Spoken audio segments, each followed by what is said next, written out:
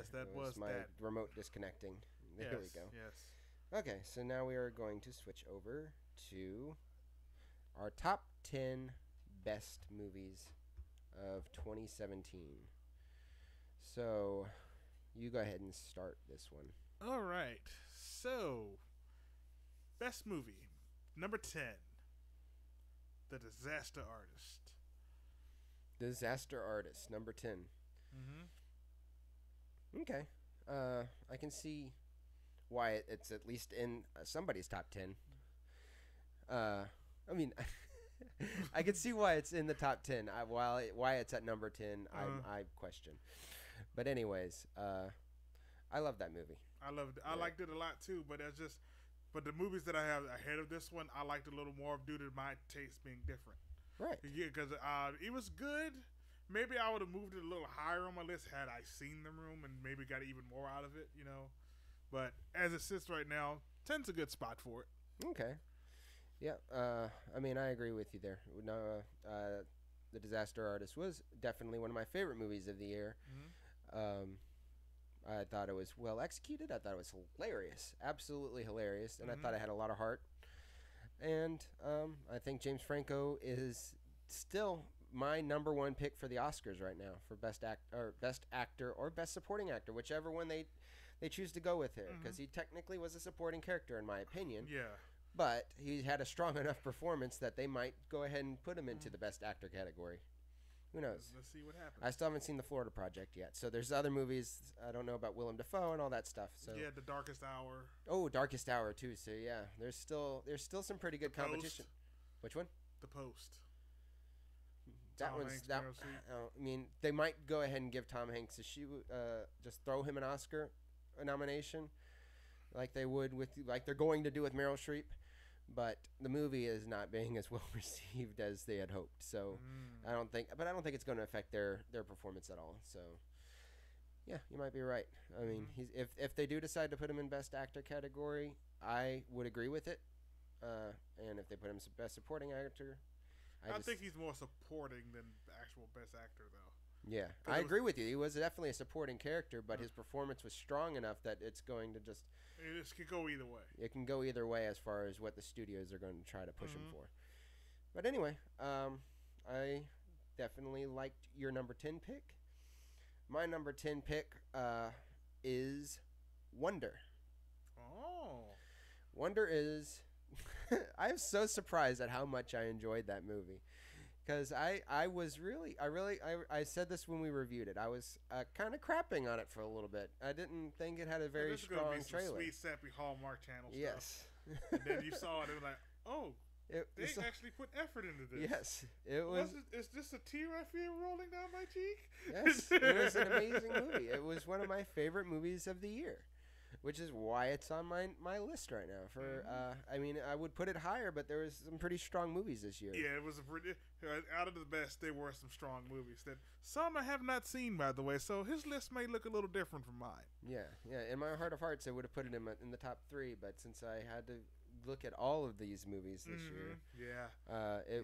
it somehow just managed to reach number 10. Spoiler alert.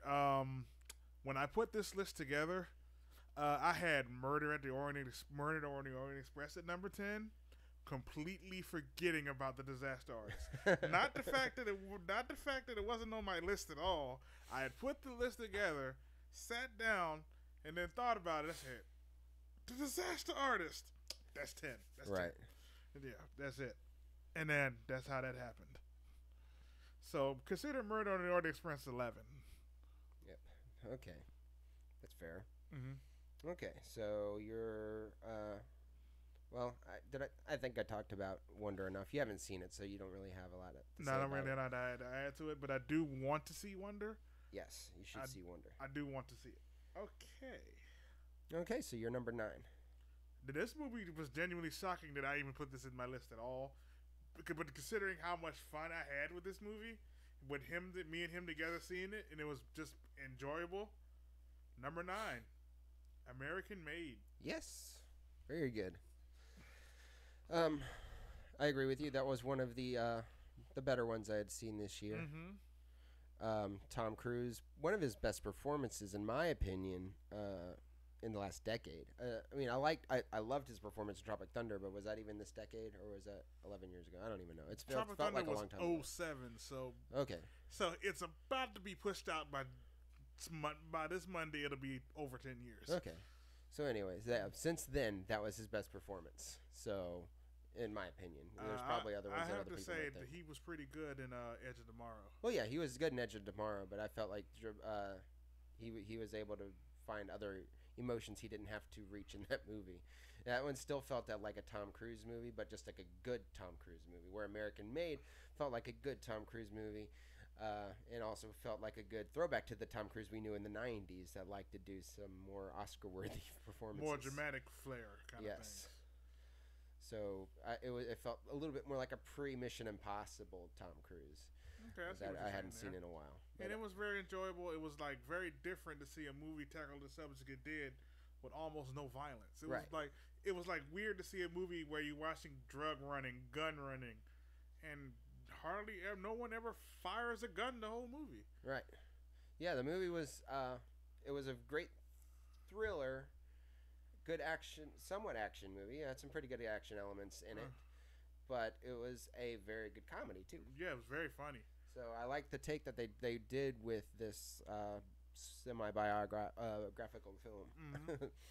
It's pretty good. Yep. So check out American Made. My number 9 is, like I said, a little bit different. I have Wonder Woman at my number 9. Wow. Wonder Woman was a big surprise for me this year. It was still the best DC movie of the year. Best DCEU movie, yes. Yeah, DCE movie yet, really. To be honest, if we're being completely honest here.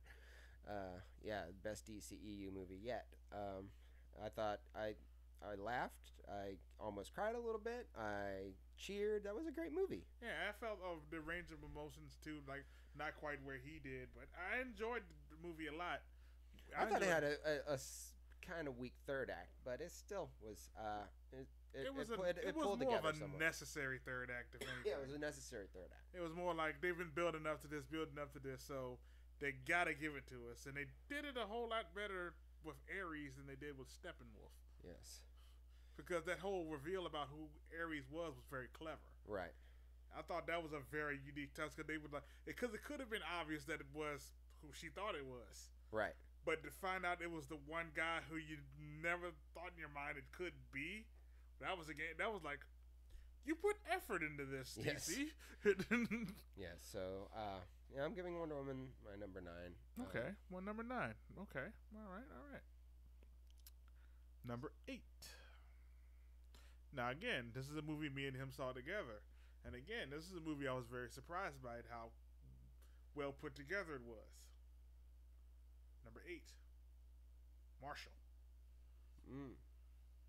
That is surprising that it would end up in anybody's number 10 or top 10, but yeah, that's a good movie. It's a very good movie. Because my criteria when it comes to when I put my list together is movies that I would recommend to people and sit and watch with them again. I think I probably enjoyed that movie more because I watched it with you. Because there were some pretty funny parts in it. I mean, it was not. This is by no means a real a straight up comedy at all. This was a very serious movie. It was again more of it was like a dramedy. But it had it had some moments of levity in there to help with the tension. Yeah. Yes. But my only big issue with that movie was just that it just missed some of the flair. It had great acting in it, and it had a great story, but I just felt like the directing played it a little safe, where they could have tried a few different things to add some more attention to the movie, and just some cinematic flair just was lacking in that department. But I agree that the story was amazing, the acting was amazing, but it just, like I said, the directing could have taken some risks that they did not. Okay. What's your number 8? Number 8 for me is Thor Ragnarok. That was my number 8. Very, very funny movie. It was probably the funniest movie. It's probably tied with the first Guardians of the Galaxy as far as laughs. And I believe it's a 3-way tie between Thor Ragnarok, First Guardians and Ant-Man. That's probably where mine is right now when I think about it, because the Ant-Man was also extremely funny. Because Lewis by himself was, because he would always just say the funniest things, and then the way he would do the whole how he got that information bit. And how everybody would be talking, but it would still be his voice. Right. That was funny. I think Taika Waititi's character is still probably one of my favorite characters I definitely in the whole want movie. him back. Yes. I would love to see him, if he's not directing another Thor. I mean, I wanted to see him stick around with Thor, but if I don't know what's going to be left for him to stick around with anything. If he's not sticking around as a director's role, at least keep him as the voice role for Korg. Yes. Because he was hilarious. You're right. Because you see this big rock dude, and like, hey, man. What? Like, hey man, I'm starting a revolution. Care to join? I'm like, what was you said something about I don't remember how it was something about the invitations or something. I said I had flyers, and then I didn't print enough. Yes. And then I wound up here. But as much as I enjoy that, I want it to stick into that little. I don't want that to be the whole broad of Marvel. I don't want Taika Waititi taking over the Marvel universe after that. Oh no! But no, I do no. want to. I do like what he did with that movie. I would like to see him tackle like an Ant-Man movie. Yeah, he'd be cool to see him tackling Ant-Man. You know, bring Korg back in Ant-Man. I don't care. Yeah. So that was my number 8. Okay, so now we're going on to number 7. Number 7, a movie I saw. Not having seen the original, but enjoyed on its own, and that's a testament to how good this movie was. Number 7, Blade Runner 2049. Yes. This is where we actually intersect here. Oh, okay. Or not intersect. Agree. Mm-hmm. Parallel, not intersect. Parallel. Opposite. Uh-huh. That is also my number 7. Math terms. Yes. Who says this show's not educational? We went through intersections, parallels. So yes, we are actually in agreement here. Number 7 with Blade Runner 2049. Mm-hmm. I went into that movie scared to death that I was going to fall asleep. Mm-hmm. I said, I know Denis Villeneuve. I said, he makes great movies, but they're very slow burns. And this movie was still somewhat of a slow burn, but it was actually able to capture my attention for that whole nearly 3 hours. Yeah, and because it was like it made you pay attention to every little detail. And every detail of it was beautiful. Oh yeah, it was gorgeous. A very beautiful movie, very beautiful. Yes, I mean visually it was stunning. The message-wise, it was pretty good. And then why it's not any higher on my list was still the Jared Leto thing. I wasn't at all cared about Jared Leto. They could have cut him out of the movie and I would have been fine. But I mean, I love Jared Leto. I think he's an absolute amazing actor. But he was underused in this movie. But I mean, for a 3-hour movie, it's hard to justify using him anymore than he was. Mm-hmm. And I just heard this week that there was a 4-hour cut of that movie, but we'll never. Denis Villeneuve says we'll never see that cut. Oh, so it's gonna be like Blade Runner 30 years later. The Villeneuve cut. It's gonna be in the briefcase and all this, and the $100 briefcase and all this and all like that, like the Blade Runner when its final cut first came out. Right. Oh man, but that performance-wise, I mentioned this during our review of it.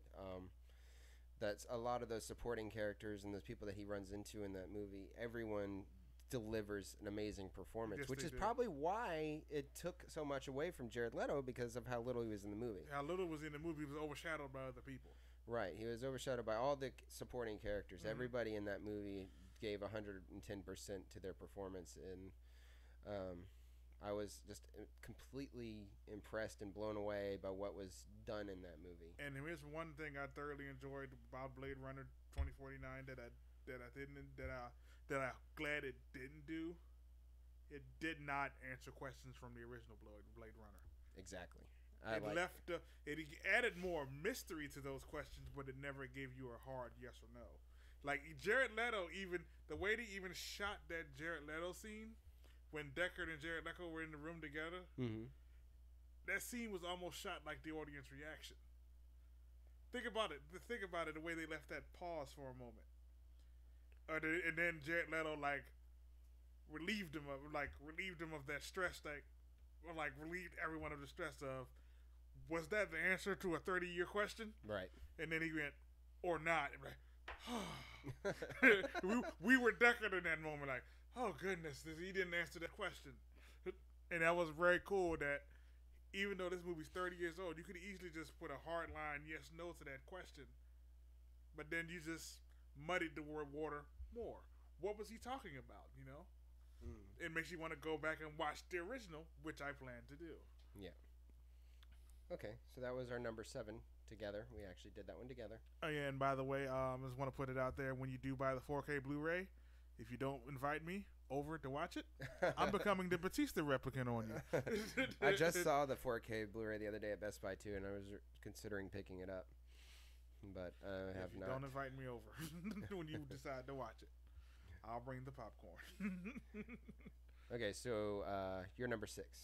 Number 6. When this movie came out back in May, I was like, I was excited. I'm like, yes, yes, yes. Then I saw the movie, and I left even more excited.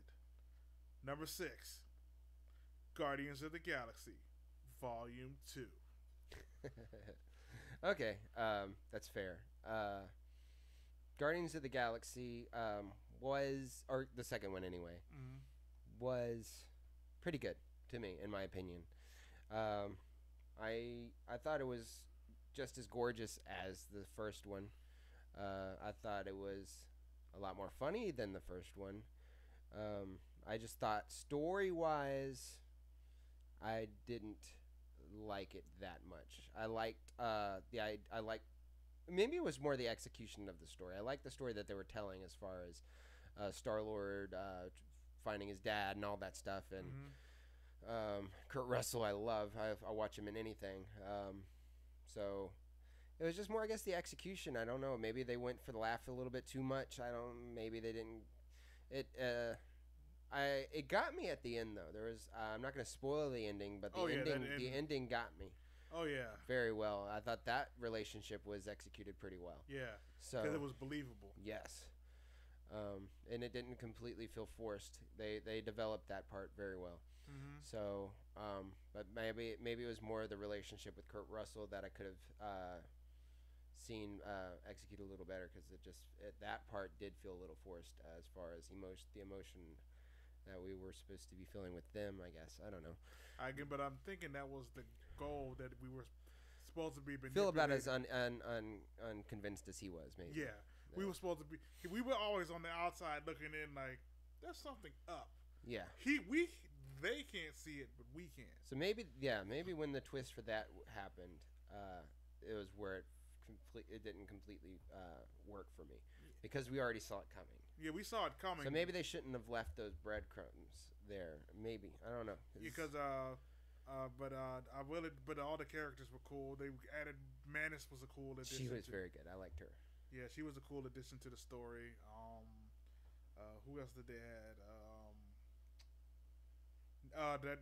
The way they changed the Nebula Gamora dynamic. Yes, that was cool to see. Like how, like, you always thought it was one way, where it was really the other way. Like, you always thought of Nebula as this crazy one who was always wanting to do to get Gamora, but then it was more like Gamora. It was Gamora that was that sister. Yeah, and it was weird to see that relationship be explained that way, and then it was like, resolve it in that movie, and it's like, okay, and then we might get closer to the comic book resolution of Infinity War based on the actions of those characters. I won't say how, but if you know your Infinity Gauntlet comic book, you know what I'm talking about.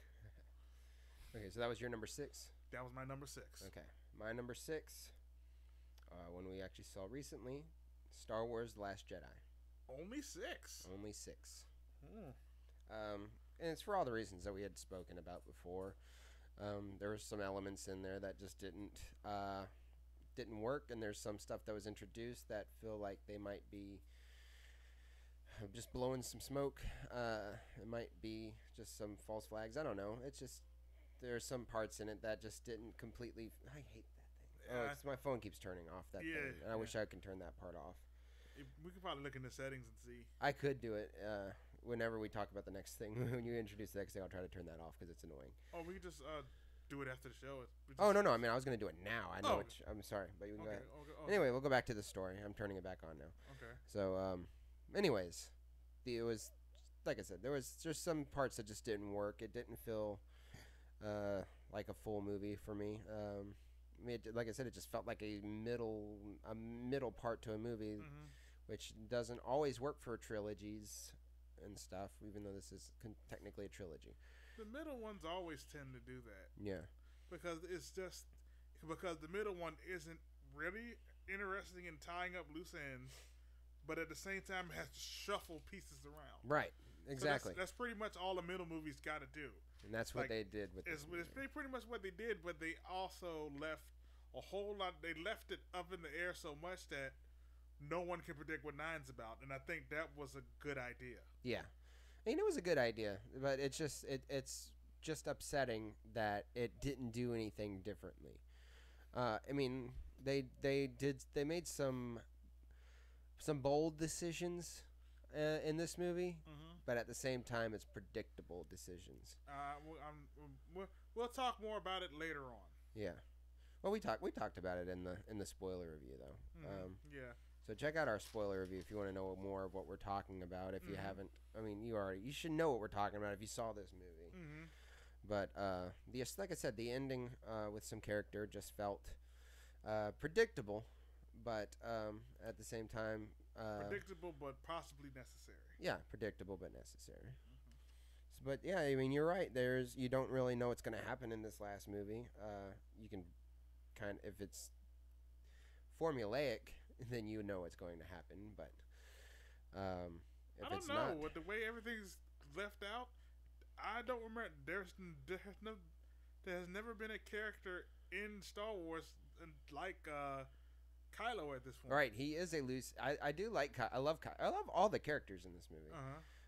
I think Kylo's a really cool wild card right now. Yeah, he's a very cool wild card because you don't know what his true loyalty is. Right. Is it to the dark side? Is it to the light? Is he Is he just in the middle and is he he just a has gray? his own vendetta Yeah, against does he have his life? own personal vendetta that ties to neither side? Right. What is he? And that's a cool idea. Yeah. So I'd love to see what they do with him in this next one.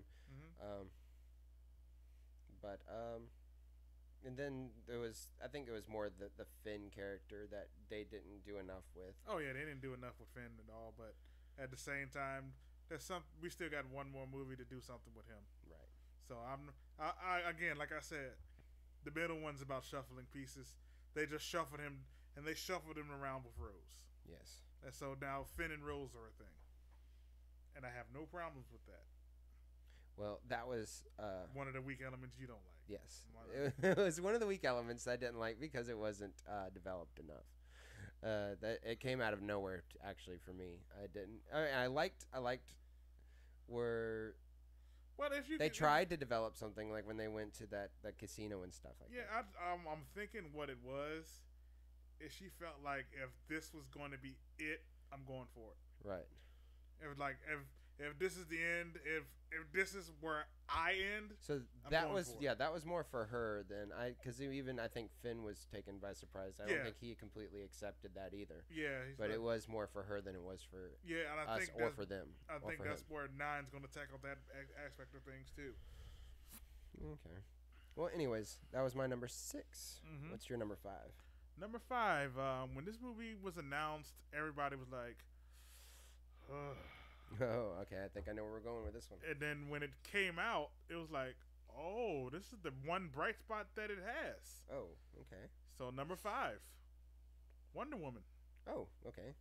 Yeah, not where I was thinking because I've already talked about it. Yeah, Okay, that's cool. yeah. But Wonder Woman, I enjoyed a lot. It was very good. It was almost like a throwback to Christopher Reeve Superman in a way, Mm-hmm. where it was actually light, fun, but it still had an element of drama to it all too. and you believed the mythos of everything that was happening around it. Yes. It didn't feel like they were just throwing keywords at you to get you to enjoy this movie. It actually felt like this movie was actually crafted around everything. Like Diana's origin story was cool. What the way she was, everything that happened with her character was very well thought out and everything like this. The third act was a kind of your standard comic book kind of bang bang action kind of stuff, but at this point you kind of grow to expect that kind of ending. Okay. But I enjoyed it a lot. All right. So now we're in our top 5, or right? Yeah, top 5. Top 5, and that was your number 5. My number 5 was Wonder Woman. Okay. Whew. Well, my number 5 is Mother.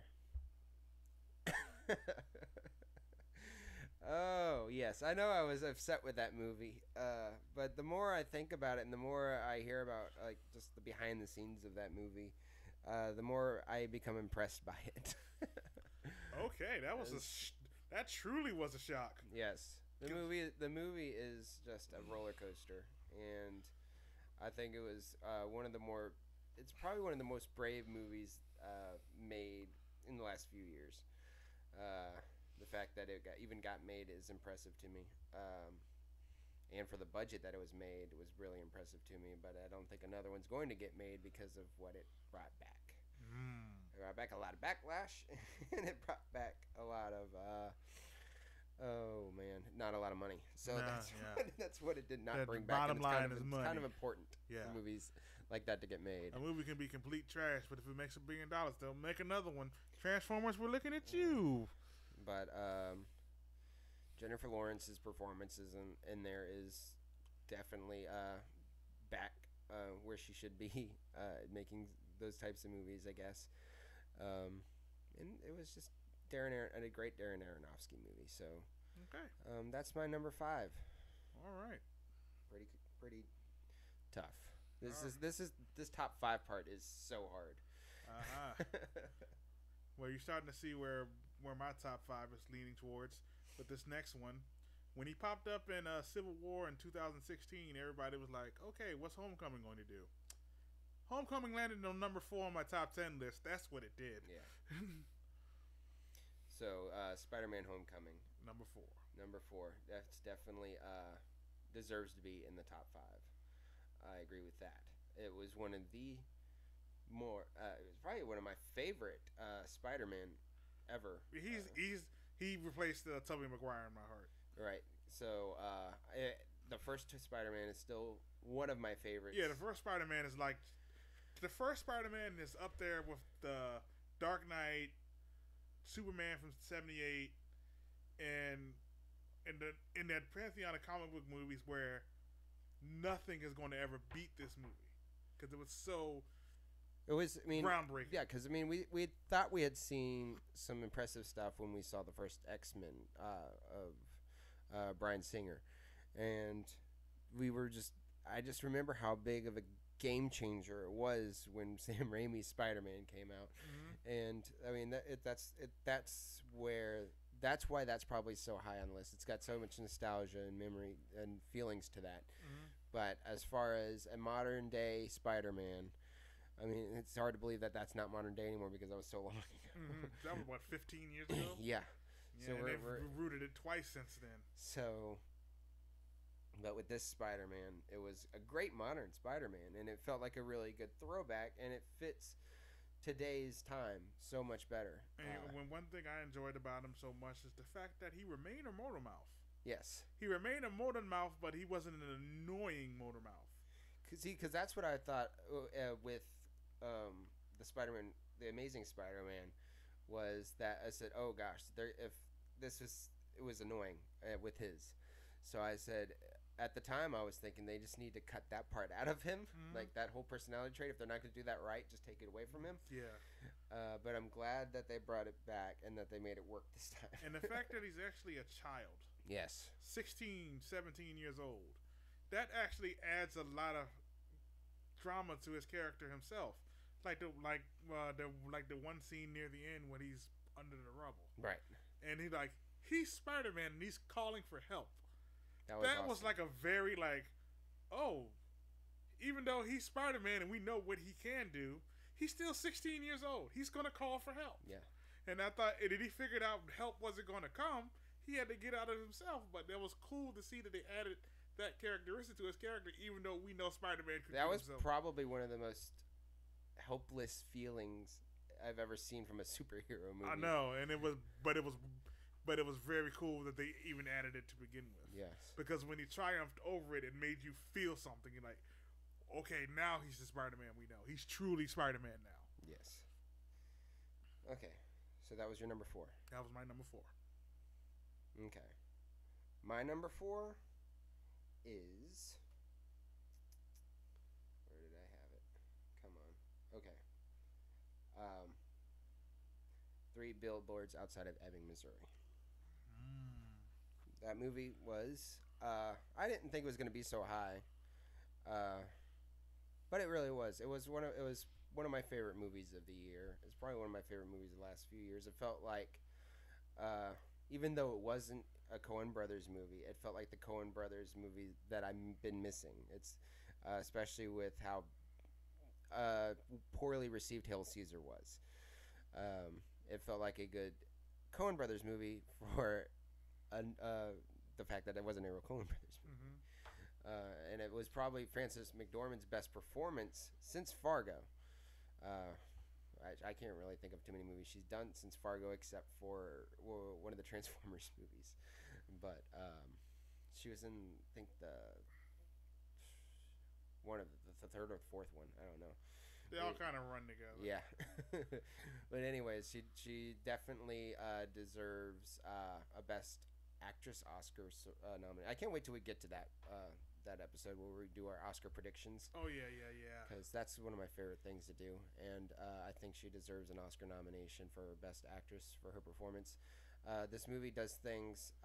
It takes you places that you didn't want to go, especially with some very unsavory characters. And they make you feel for these unsavory characters, which is something that you don't think you would ever want to do.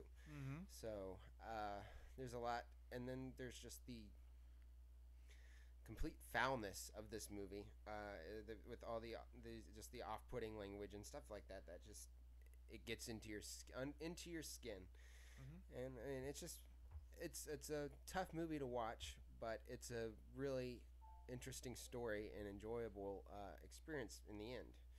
So that's 3 Boards Outside of Ebbing, Missouri. That's mm-hmm. my number 4 movie, mm-hmm. and I'm really surprised. Hoping this top 3 is really good. Okay, my number 3 movie just came out a couple of weeks ago. Very divisive on the internet right now. Unfortunately for the internet, I'm on the side that likes it. Number 3, The Last Jedi. Last Jedi. Okay, that's pretty high up there. Yeah, because the more I think about The Last Jedi, the more I like it. Because even though because like I said, it was not The Force Awakens, and then as I sat back and thought about it, it was never trying to be The Force Awakens. Right. It was trying to be The Last Jedi. Yeah. And so the more I think about it, the more about the direction it took the story, and how, like, at the end of it, I even left wondering, I even said this out loud in the theater when I got done watching this movie. What's 9 going to be about? And I did not know. And I think that is this movie's greatest strength. I cannot guess where this thing is going to go now. It's so wide open now. You can go anywhere with this now. And I think that's this movie's great strength. It's like truly like we're not like Kylo said in the advertising for the movie. Let the past die. The past, everyone connected to the past Star Wars is pretty much dead now. In continuity anyway. Right. So everything now is moving forward with the future. Man. Well, what's your number 3? That was my number 3. My bronze pick. Okay. gosh, this top three is so hard. Okay, so for my number three thing, I'm doing the numbers in my head real quick. Mm-hmm. So there's that. Okay. And then there's that and that. Okay. So my number three is going to be. Okay. Disaster Artist. I'm taking it. Disaster Artist is my number three. It's got the rewatchability factor going for it. Mm-hmm. It's hilarious. We've already covered that. Mm-hmm. It's got great Oscar potential. Mm-hmm. And that's why it's my number three. I love that movie. It's going to be one of my favorite movies to return to for a little while, I guess. Mm-hmm. Maybe I'll go into, I don't know how long, but for the time being, it's a great return factor to it. Mm-hmm. So that is my number three. Mm-hmm. My number two, my silver pick, Thor, Ragnarok. Oh man, that is really high up there. Oh yeah, because I love this movie. It was not what I expected a Thor movie to be after Thor and Thor: The Dark World came out. It was like Thor and Thor: The Dark World were trying to be like Shakespearean epics set in the MCU and all this and all like that. And this one was like how they advertised it, an 80s buddy movie set in outer space. And I was like, I am here for all of this. Give me more, please. And I enjoyed every minute of it. The visual style was cool. The soundtrack was cool. The way they just dropped all the pretentiousness was fine. I thought that was cool how they just opened up with him just dangling, and he was like, "You're probably wondering how I wound up here." And like, yeah, how did you? And he pretty much told you, and it was pretty funny how they just dropped all that preconceived pomp and circumstance to just make a buddy movie, and I enjoyed it very, very much. Okay. We definitely need to have an honorable mentions at the end of this because there's so many other movies that needed to be on this list. Mm-hmm. I'll do it after I mentioned my number one. Mm-hmm. So my number two, Mm-hmm. because I really want to tie these movies together. I want to tie some of these movies together because they deserve to be in my top 5, but I can't fit them in there. Mm-hmm. Yeah, okay. That's why 10 is so. So hard. when I give you my honorable mentions, these are movies that should have been at number 1. Oh, wow. Really, to be honest with you, but they just couldn't be. Okay. Anyways, my number 2 is Logan. It was definitely my favorite. In all the X-Men universe, it's my favorite movie. Just below that would be the Deadpool. Okay, so none of the actual X-Men movies are at the top of my X-Men movie list. Yeah, your first 2 movies is Logan and Deadpool, the only R-rated ones in the franchise. Yes, well, because I guess that's what those movies needed to be in. Yes, that they actually were comic book appropriate. I mean, yeah, comic book themed appropriate. They would match the theme of the book. Yes. So who would have thought that following the source material would work? Yeah. After years of trying to make your own thing, someone sat back and said, "Wait, if we actually follow what's here and put it here, you'll enjoy it more." So maybe not so much the language, but I mean it fits real language. So that's they put them into reality. Mm-hmm. This was I was so glad that they kept these stories so grounded. They kept it contained. Mm-hmm. This wasn't so much. I mean, it really was some real sort of apocalyptic movie. Depending on who you were in those times, mm-hmm. if you're a mutant, it was apocalyptic. But mm-hmm. Thankfully, we saw the end of that. mm-hmm. But yes, this had so much emotion. This had so much weight and had so much risk. It was so amazing. It was a great sci-fi western, I guess you would call it, which is a lot better than Cowboys versus Aliens. So that's saying a lot. Yeah, most things are better than Cowboys versus Aliens. But Yes, should have should be Hugh Jackman's year.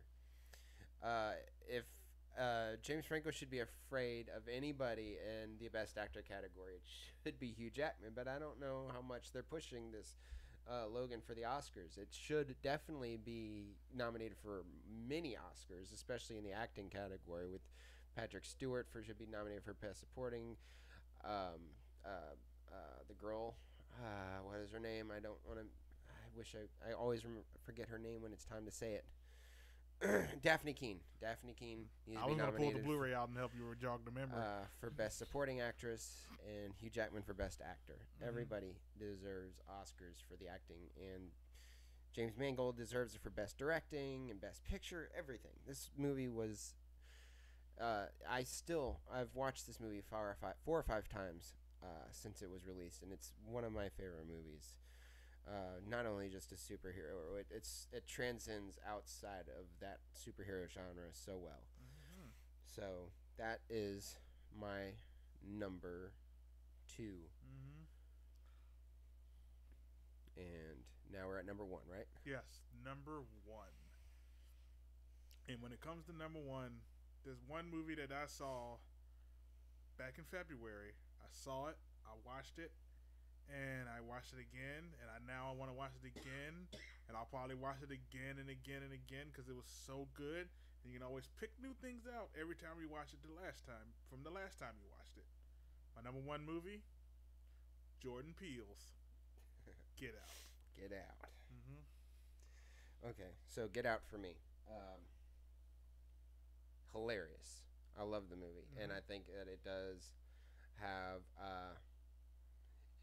some really good horror elements to it. Mm-hmm. It doesn't completely go into the horror genre for me, but it does have some very interesting and thrilling concepts. It does have and then a lot whenever of horror beats. yes, it doesn't have all the horror beats for me to completely call it a horror movie. It feels like a horror comedy. Mm-hmm. But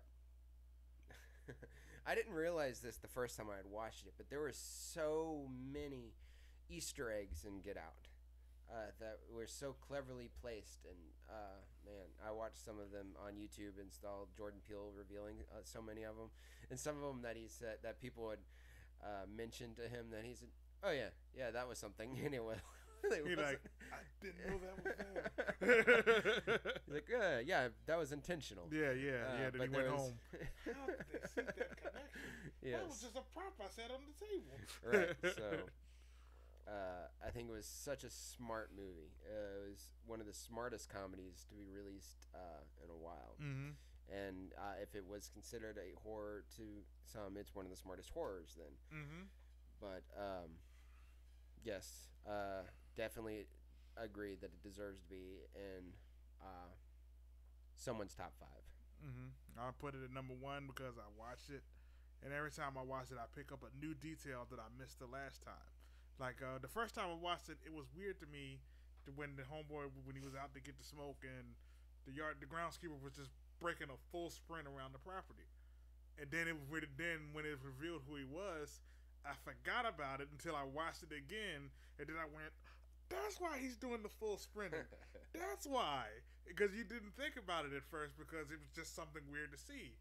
But then when you watch it again, you hear him talk about how his dad raced with Jesse Owens. Right. And then you find out that he was in the groundskeeper. It's like, right, he's keeping his track skills up. Yeah. That makes sense.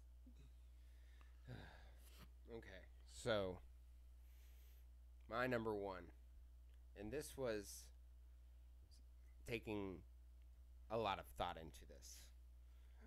Something that you pointed this out earlier, things that you should make higher on the list, or things that you know that you're going to rewatch, that it's going to feel like the first time you watched it again, every time you watch it.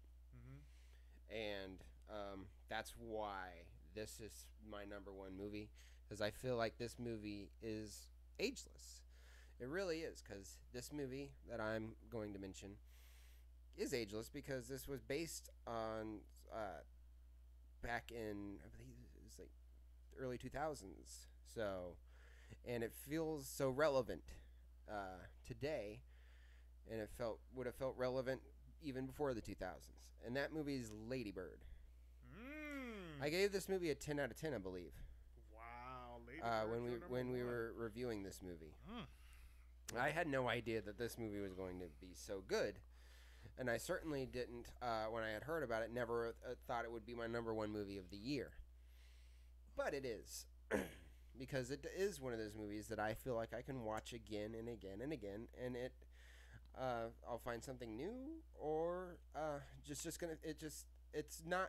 such a, I don't want to call, I'm saying simple story, in the most complimentary way possible. They didn't complicate things. They just told a story that they got a beginning, middle, and end, and told it very well. Yes, there's no twists or anything in this movie that will make you feel like, where did this come from? Right. Or just when you watch it again, like, when you watch the twist of a movie and you watch it a second time, it's not as exciting. Yeah, because there's nothing like that in this movie. Because it's so telegraphed now that you know that it's coming. Right. So there's nothing like that in this movie. So it keeps you refreshed every single time you see it, which is great. And it's such a great debut. You know what's amazing? Both of our number one movies were debut director movies. Yes. So your number one was Jordan Peele in his directorial debut, and mine is Greta Gerwig in her directorial debut. That's something to say, because this is one of the two of the directors that are definitely in the top for best director categories right now, in the Oscars, as far as predictions go, and well deserved. Very much so. So that's saying something for people that want to go out and start filmmaking. If you, I'm hoping that both of these two are not just shots in the pan. I hope that they actually can have fulfilling directorial careers after this. Well, I like to think that Jordan Peele can, because a lot of his Get Out, even though because I feel like didn't he do a lot of writing for Key and Peele too? Oh yes. So yes. And a lot of those skits were very well done as well. Yes. So I like to think that he won't be a flash in the pan, because his writing is so good. Yes. That he could just keep doing what he does. The reason why Keanu didn't feel like it didn't do well last year, because I feel he didn't write it. Yeah, I mean, Keanu is great. It's great, but it could have been a whole lot better with his writing. Oh yeah. And I know I don't think he's directing, but he's working on the White Klansman or Black Klansman or something. Black Klansman. I've heard of that. I also heard he's working on The Twilight Zone for CBS All Access. Oh yeah. And that might make me buy it. Yeah. So, which Get Out felt like an extended Twilight Zone episode to me. And that's a compliment. Yes. And Greta Gerwig's Lady Bird, it's a much simpler, like I said, simpler and the most complimentary way possible story. They didn't try to overdo it. They just told us the story and got in, got out. So if she, I'm not saying stays in this lane as in stay in a comfort zone. I would love to see her take risks and other things too. But telling stories like that are very important, and I really appreciate that. And it's such a relatable and down-to-earth film that it's one of my favorites. Definitely of this year, but it's going to be probably one of my favorites for years to come too. So that's our top 10, guys. There's so many other ones that should have been on this list that come to mind. And I pray that none of them are in my top 10 worst, but we're about to find out. Okay, so